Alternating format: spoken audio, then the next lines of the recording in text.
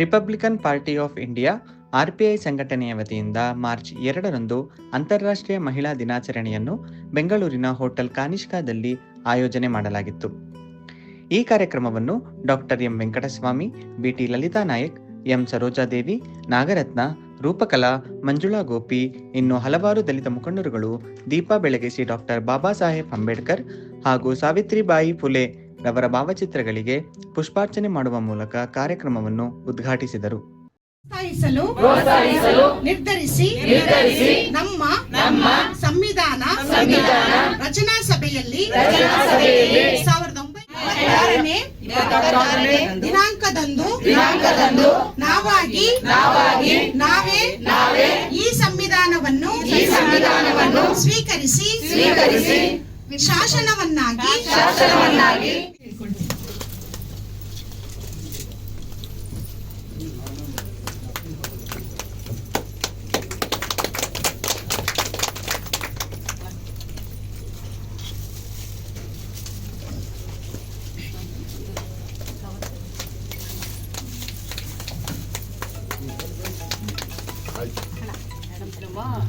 ಅವರ ಆಶೀರ್ವಾದ ಯಾವತ್ತೂ ಎಲ್ಲರೂ ಇರಬೇಕು. ಆಯ್ತಾ?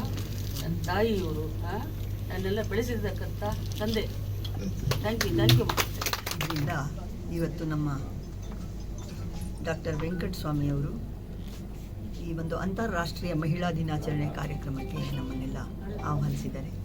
ಸಾಕಷ್ಟು ಜನ ಮಹಿಳೆಯರು ಇವತ್ತು ಇದರಲ್ಲಿ ಭಾಗವಹಿಸಿದ್ದಾರೆ. ಮಹಿಳಾ ದಿನಾಚರಣೆ ಅನ್ನುವಂಥದ್ದು 1800ರಿಂದನೇ ಆ ಇಸ್ವಿಯಿಂದನೇ ಪ್ರಾರಂಭವಾಯಿತು. ಹಂತವಾಗಿ ಗಿರಣಿಗಳಲ್ಲಿ ಕೆಲಸ ಮಾಡ್ತಿದ್ದಂಥ ದೇಶ ವಿದೇಶಗಳಲ್ಲಿ ಮಹಿಳೆಯರಿಗೆ ಅವರು ನೊಂದು ಅವರಿಗೆ ಕೊಡುವಂಥ ಸಂಬಳದ ಅಸಮಾನತೆ, ಲಿಂಗ ಸಮಾನತೆ, ಹೀಗೆ ಪ್ರತಿಯೊಂದು ವಿಷಯದಲ್ಲಿಯೂ ಅಸಮಾನತೆ ಇರೋದನ್ನು ಪ್ರತಿಭಟಿಸಿ, ತಮಗೆ ಓಟಿನ ಹಕ್ಕಿರಲಿಲ್ಲ, ಅದಕ್ಕಾಗಿ ಅವರು ಪ್ರತಿಭಟಿಸಿ ನಾನಾ ಹಂತವಾಗಿ ಅವರು ಪ್ರತಿಭಟನೆ ಮಾಡ್ಕೊಳ್ತಾ ಬರ್ತಾರೆ. ಕೊನೆಯಲ್ಲಿ ಒಂದು ಸಾರಿ ಜಯ ಸಿಗತ್ತೆ ಅವರಿಗೆ. ಅಂದರೆ ಅವರು ಯಾವ ಸಂದರ್ಭದಲ್ಲಿ ಅವರಿಗೆ ರಜೆಗಳು ಬೇಕೋ ಆ ರಜೆಯನ್ನು ಕೊಡುವಂಥದ್ದು ಮತ್ತು ಸಮಾನ ವೇತನ, ಸಮಾನ ಕೆಲಸಕ್ಕೆ ಸಮಾನ ವೇತನ, ಇಂಥವೆಲ್ಲವೂ ಕೂಡ ಕಾಲಕ್ರಮೇಣ ಅವು ಸಿಗತ್ತೆ ಮಹಿಳೆಯರಿಗೆ. ಚಿತೆಯಲ್ಲಿ ದೂಡುವಂಥ ವ್ಯವಸ್ಥೆ ಇತ್ತು, ಸತಿ ಪದ್ಧತಿ, ಹೆಣ್ಣಿನ ಮಾರಾಟ, ಹೆಣ್ಣಿನ ಮೇಲೆ ಗುಲಾಮಗಿರಿ, ಅವಳನ್ನು ದಬ್ಬಾಳಿಕೆ ಮಾಡಿ ಅವಳನ್ನು ಅತ್ಯಂತ ಪಶು ಮತ್ತು ಮಹಿಳೆ ಒಂದೇ ಅನ್ನೋವಂಥ ಒಂದು ಮನುವಾದ ಇದ್ದಂಥ ಕಾಲದಲ್ಲಿ ತುಂಬ ಕಷ್ಟಪಟ್ಟಿದ್ದಾರೆ ಮಹಿಳೆ. ಆಮೇಲೆ ಅವರು ಸ್ವಾತಂತ್ರ್ಯಕ್ಕಾಗಿ ಏನು ಹೋರಾಟ ಮಾಡಿದರು, ಆ ಸಂದರ್ಭದಲ್ಲಿ ಜ್ಯೋತಿಬಾ ಫುಲೆಯವರು ತಮ್ಮ ಪತ್ನಿ ಸಾವಿತ್ರಿಬಾಯಿ ಫುಲೆ ಅವರಿಗೆ ಶಿಕ್ಷಣವನ್ನು ಕೊಡ್ತಾರೆ. ಸಾವಿತ್ರಿಬಾಯಿ ಫುಲೆ ಅವರು ಎಷ್ಟರ ಮಟ್ಟಿಗೆ ಅವರು ಶಿಕ್ಷಿತರಾಗಿ ದಲಿತ ಮಹಿಳೆಯರು, ಬೇರೆ ಬೇರೆ ಜಾತಿಯ ಮಹಿಳೆಯರು ಅವರೆಲ್ಲರಿಗೂ ಕೂಡ ಶಿಕ್ಷಣ ಬೇಕು ಅನ್ನುವಂಥ ಒಂದು ಹೋರಾಟ ಮಾಡ್ತಾರೆ. ಆದ್ರಿಂದಲೇ ಅವರಿಗೆ ದಲಿತರ ತಾಯಿ, ಅಕ್ಷರದ ಅವ್ವ ಅನ್ನುವಂಥ ಒಂದು ಭಾವನೆಯಿಂದ ಅವರನ್ನು ನಾವು ಬಹಳ ಪ್ರೀತಿಯಿಂದ ಇಡೀ ದೇಶವೇ ಕೊಂಡಾಡ್ತದೆ. ಅವರಿಗೂ ಕೂಡ ಕಷ್ಟ ಬರುತ್ತೆ. ಅವರನ್ನು ಆಮೇಲೆ ಫಾತಿಮಾ ಶೇಖ್ ಅಂತ ಅವ್ರಿಗೆ ಸಹಾಯ ಮಾಡ್ತಾರೆ. ಜ್ಯೋತಿಬಾ ಫುಲೆ ಮತ್ತು ಸಾವಿತ್ರಿಬಾಯಿ ಫುಲೆ ಅವರು ಶಿಕ್ಷಣ ಕೊಡಬಾರ್ದು, ಅದು ನಮ್ಮ ಜನಾಂಗಕ್ಕೆ ತಕ್ಕದಲ್ಲ, ಅದು ಕೇವಲ ಮೇಲ್ಜಾತಿಯವರಿಗೆ ಮಾತ್ರ ಅಂತ ಆಗಿನ ಮೂಢನಂಬಿಕೆ ಇರ್ತದೆ. ಆಗ ಅವರನ್ನು ಓಡಿಸ್ಬಿಡ್ತಾರೆ, ಮನೆಯಿಂದ ಹೊರಗೆ ಹಾಕ್ಬಿಡ್ತಾರೆ.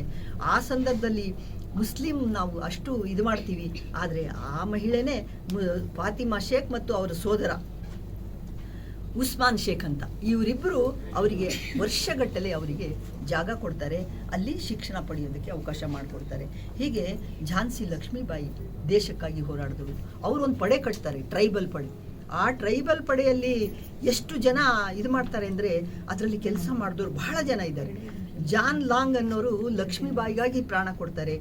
ಆಮೇಲೆ ಇದು ರಾಣಿ ರಾಸ್ಮಣಿ ದೇವಿ ಅಂತ ಶೂದ್ರ ರಾಣಿ. ಆಮೇಲೆ ಭೂರಿ ನಾಯಕನ್ ಅನ್ನೋರು ಟ್ರೈಬಲ್, ಝಲ್ಕರಿ ಬಾಯಿ, ಹೀಗೆ ಆಮೇಲೆ ದಲಿತ ಮಹಿಳೆಯರು ಕೂಡ ಬಹಳಷ್ಟು, ದಲಿತ ವೀರಾಂಗನೆ ಉದಾದೇವಿ. ಆಮೇಲೆ ಬರ್ತಾ ಬೇರೆ ನಮ್ಮ ಮೇಡಮ್ ಕಾಮ ಅವರಾಗಿರ್ಬೋದು, ನಮ್ಮ ಏನು ಸ್ವಾತಂತ್ರ್ಯ ಹೋರಾಟ ಮಹಾತ್ಮ ಗಾಂಧೀಜಿಯವ್ರ ಜೊತೆ ಸೇರಿ ಹೋರಾಟ ಮಾಡಿದಂಥರು, ಸಂವಿಧಾನವನ್ನು ಅರ್ಥ ಮಾಡಿಕೊಂಡು ಬಾಬಾ ಸಾಹೇಬ್ ಅಂಬೇಡ್ಕರ್ ಅವರು ಸಂವಿಧಾನದ ಬಗ್ಗೆ ಧೈರ್ಯದಿಂದ ಮುಂದೆ ಬಂದವರು.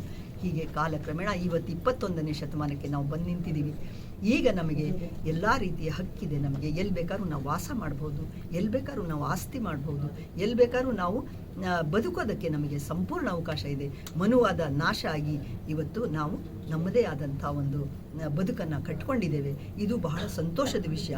ಇದ್ರ ಜೊತೆಗೇನೆ ಹಿಂಸೆಗಳು ಆಗ್ತಾ ಇದೆ, ಅತ್ಯಾಚಾರಗಳು, ವ್ಯಭಿಚಾರಗಳು ನಿಂತಿಲ್ಲ, ಅವು ಹೊಸ ಸ್ವರೂಪ ತಾಳಿದ್ದಾವೆ. ಅದನ್ನು ಕೂಡ ನಾವು ಪ್ರಜ್ಞಾವಂತ ಮಹಿಳೆಯರೆಲ್ಲರೂ ಸೇರಿ ಪುರುಷರ ಜೊತೆ, ಪುರುಷ ಮತ್ತು ಮಹಿಳೆ ದೇಶದ ಜಗತ್ತಿನ ಎರಡು ಕಣ್ಣುಗಳು. ಆದ್ದರಿಂದ ನಾವು ಹಿಂದಿನದೆಲ್ಲವನ್ನ ಗೊತ್ತಿದ್ರೆ ನಾವು ಮುಂದೆ ಹೆಜ್ಜೆ ಇಡ್ತೀವಿ. ಅದಕ್ಕೆ ಬಾಬಾ ಸಾಹೇಬ್ ಹೇಳಿದ್ದಾರೆ, ನಾನು ಎಳೆದು ತಂದ ರಥವನ್ನು ನೀವು ಮುಂದೆ ತಗೊಂಡು ಹೋಗೋಕ್ಕೆ ಪ್ರಯತ್ನ ಮಾಡಿರಿ, ಆದರೆ ಹಿಂದೆಳಿಬೇಡಿ, ನಿಂತ್ರಿ ಹೊರತು ಹಿಂದೆ ಬರ್ತರಬೇಡಿ ಅಂತ. ಆದ್ದರಿಂದ ನಮ್ಮ ಮಹಿಳೆಯರು, ನಮ್ಮ ಈ ಏನು ಸಮಾಜ ಇದೆ, ನಾಗರಿಕ ಸಮಾಜ, ಎಲ್ಲರನ್ನೂ ತಗೊಂಡು ಮುಂದೆ ಹೋಗುವಂಥ ಕೆಲಸ ಮಾಡಬೇಕಾಗಿದೆ.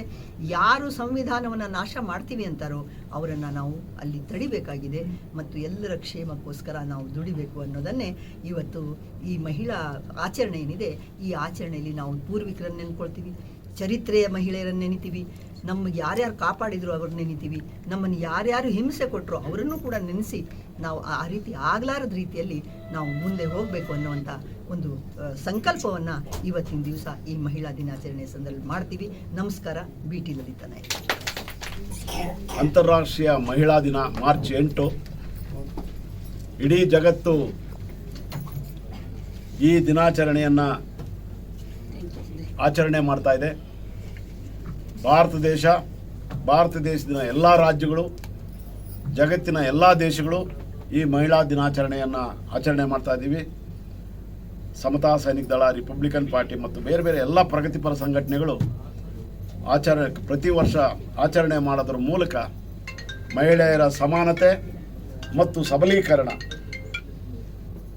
ಈ ಎರಡು ಆಶಯಗಳಿಗಾಗಿ ಈ ದಿನಾಚರಣೆಯನ್ನು ಆಚರಿಸಿ ಈ ಸಂದೇಶವನ್ನು ಜಗತ್ತಿನ ಪ್ರತಿ ಮಹಿಳೆಗೂ ಈ ಸಂದೇಶ ರವಾನೆ ಆಗಬೇಕು ಅಂತೇಳಿ ಈ ಮಹಿಳಾ ದಿನಾಚರಣೆಯನ್ನು ಆಚರಣೆ ಮಾಡಿ, ಸಾವಿತ್ರಿಬಾಯಿ ಫುಲೆ ಅವರ ಭಾವಚಿತ್ರವನ್ನು ಯಾಕಿಟ್ಟಿದ್ದೀವಿ ಅಂತ ಹೇಳಿದ್ರೆ, ಮಹಿಳೆಯರ ಸಮಾನತೆ ಮತ್ತು ಸಬಲೀಕರಣ ಆರಂಭ ಆಗಿದ್ದೇ ಸಾವಿತ್ರಿಬಾಯಿ ಫುಲೆಯಿಂದ.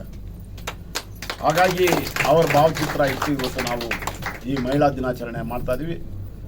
ಅದರ ಮುಂದುವರಿಕೆ ಭಾಗವಾಗಿ ಬಾಬಾ ಸಾಹೇಬ್ ಅಂಬೇಡ್ಕರ್ ಅವರು ಈ ದೇಶದಲ್ಲಿ ಮಹಿಳೆಯರ ಹಕ್ಕುಗಳ ಸ್ಥಾಪನೆಗಾಗಿ, ಅವರ ಹಕ್ಕುಗಳ ಸಾಧನೆಗಾಗಿ ಹೋರಾಟ ನಡೆಸಿ ತಮ್ಮ ಜೀವನವನ್ನೇ ಅದಕ್ಕಾಗಿ ಸಮರ್ಪಿಸಿಕೊಂಡಂಥವರು ಮತ್ತು ತಮ್ಮ ಮಂತ್ರಿ ಸ್ಥಾನಕ್ಕೆ ಈ ಜಗತ್ತಲ್ಲಿ ಯಾರಾದರೂ ಮಹಿಳೆಯರ ಸಬಲೀಕರಣಕ್ಕೆ ರಾಜೀನಾಮೆ ಕೊಟ್ಟಿದ್ದಾರೆ ಅಂದರೆ ಅದು ಬಾಬಾ ಸಾಹೇಬ್ ಅಂಬೇಡ್ಕರ್ ಅಂತೇಳಿ ಅದಕ್ಕೂ ಮೊದಲು ಭಗವಾನ್ ಬುದ್ಧ ಈ ಮಹಾ ಸಂದೇಶವನ್ನು 3000 ವರ್ಷಗಳ ಹಿಂದೆನೇ ಸಾರಿದ್ದಾರೆ. ಅವರ ಜೊತೆಯಲ್ಲಿದ್ದಂಥ ಎಲ್ಲ ಬಿಕ್ಕುಣಿಯರು ಈ ಸಂದೇಶವನ್ನು ಜಗತ್ತಿಗೆ ಸಾರಿದಂಥ ಅದರ ಮುಂದುವರಿಕೆ ಭಾಗವಾಗಿ ಇವತ್ತು ಅಂತಾರಾಷ್ಟ್ರೀಯ ಮಟ್ಟದ ಮಹಿಳಾ ದಿನಾಚರಣೆ ನಡೀತಾ ಇದೆ. ಇಂಥ ಮಹಿಳಾ ದಿನಾಚರಣೆಯ ಆ ಶುಭ ಸಂದೇಶಗಳನ್ನು ಇಡೀ ರಾಜ್ಯದ ಜನತೆಗೆ, ದೇಶದ ಜನತೆಗೆ ಬಾಬಾ ಸಾಹೇಬ್ ಅಂಬೇಡ್ಕರ್ ಹೆಸರಲ್ಲಿ ನಾವು ಹೇಳಕ್ಕೆ ಇಷ್ಟಪಡ್ತೀವಿ. ಹೆಣ್ಮಕ್ಳು ತಂದೆ ತಾಯಿಯರನ್ನ ಚೆನ್ನಾಗಿ ನೋಡ್ಕೊಳ್ಳಿ, ಅತ್ತೆ ಮಾವ ಆಗಿದ್ರು ಪರವಾಗಿಲ್ಲ ಚೆನ್ನಾಗಿ ನೋಡ್ಕೊಳ್ಳಿ. ಆಮೇಲೆ ನಿಮ್ಮನ್ನೆಲ್ಲ ನಾನು ಕೋರಿಕೆ ದಯಮಾಡಿ, ಅದೇ ನಾವು ತಾಯಿಗೋಸ್ಕರನೇ ನಾನು ಹಂಗೆ ಉಳಿದೆ ಅರ್ಥ ಆಯ್ತಾ. ಆದ್ದರಿಂದ ನಾನು ಮಾತೃಭಕ್ತಳು ಅರ್ಥ ಆಯ್ತಾರಮ್ಮ. ಹಾಗಾಗಿ ನೀವು ನಮ್ಮಂಗೆ ಹೆಣ್ಮಕ್ಳು, ಆದ್ದರಿಂದ ನಾವು ಅಧಿಕಾರಿ ಆಗಿರಲಿ ಹೆಣ್ಮಗಳೇ.